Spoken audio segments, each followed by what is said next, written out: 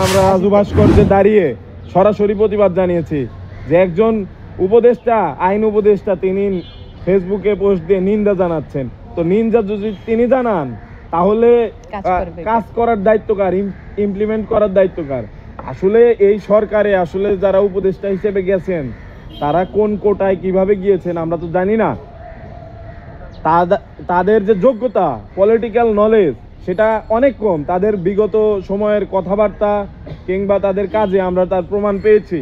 সেই জায়গা থেকে আমাদের কাছে মনে হচ্ছে সারা বাংলাদেশে জুলাইয়ের যে মূল স্তম্ভগুলো অর্থাৎ ক্যাম্পাসগুলো, সেখানে কিন্তু এর বাজে প্রভাব পড়ছে।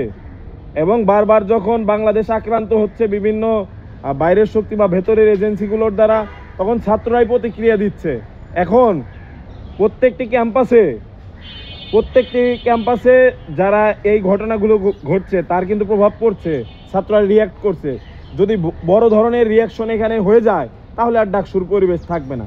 তো সব কিছু মিলে আমরা সব বিষয় নিয়েই কনসার্ন, একেবারে ছাত্র রাজনীতি থেকে শুরু করে জাতীয় রাজনীতি এবং আন্তর্জাতিক রাজনীতি সবগুলো নিয়েই কনসার্ন। আমরা চাই অতি দ্রুত সময়ের মধ্যে, যে নির্ধারিত সময় দেওয়া হয়েছে, একদম নিরপেক্ষভাবে ডাকসু, রাকসু, চাকসু, জাকসু সহ সকল ছাত্র সংসদ নির্বাচন হোক। ধন্যবাদ।